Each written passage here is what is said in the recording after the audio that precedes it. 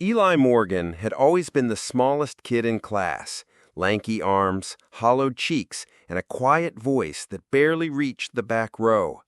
At Eastbrook High, where football players were kings and popularity depended on size and swagger, Eli was an easy target. Every day, he walked the long hallways with his shoulders hunched, hoping to blend in with the lockers. But they always found him. Corey, Mason, and Ty, the self-declared alphas of 10th grade, had made Eli their project. They'd knock his books down, mock his voice, call him toothpick or gust of wind. He never fought back. In gym class, the worst hour of his day, Eli dreaded dodgeball. Corey once threw a ball so hard it knocked Eli off his feet. The coach looked the other way.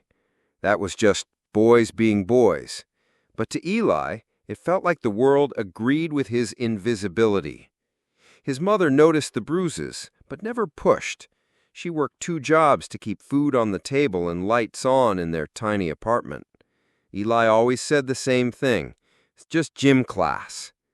But something changed the day Mr. Alvarez, a substitute teacher, stepped in for English. He was in his early 30s, a scar on his right cheek, tattoos on his forearms. Not what anyone expected in a literature class. But he had presence, and Eli noticed something different about him. He didn't tolerate side jokes or whispers. And when he saw Corey whispering and laughing during a poetry reading, he called him out. "You got something better to say, Corey? Say it with meaning, or don't waste our time." For the first time, Eli saw someone powerful stand up to the powerful. Later that week, Mr. Alvarez handed out an assignment. Write a letter to someone who changed your life, even if they never knew it. Most kids rolled their eyes. Eli took it home and stared at the blank page for an hour. Then slowly, he began to write. He wrote to his dad, the man who left when Eli was 7. He wrote about feeling weak, about wishing he had someone to teach him how to be strong. But he also wrote about his mom, how she never complained even when she was exhausted, how she smiled even when bills piled up. And something inside Eli shifted. He realized strength didn't have to be loud. The next day, Mr. Alvarez asked if anyone wanted to share. Eli raised his hand. The room fell silent. He walked to the front, letter trembling in his hand. His voice cracked, but he didn't stop.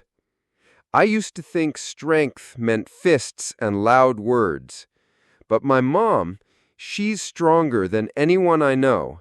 And maybe I'm not big, maybe I don't fight back, but I'm still here."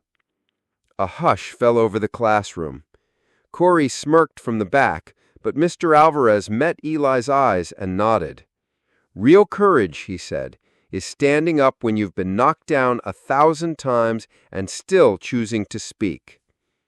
That day, no one knocked Eli's books down. Corey didn't say a word. Eli knew it wasn't over, but something had changed. Not in them, in him. He walked a little taller, not because the bullies had stopped, but because he had finally stopped believing them. And sometimes, that's all it takes. Not a punch, not revenge, but a voice, shaking and brave, saying, "I'm still here."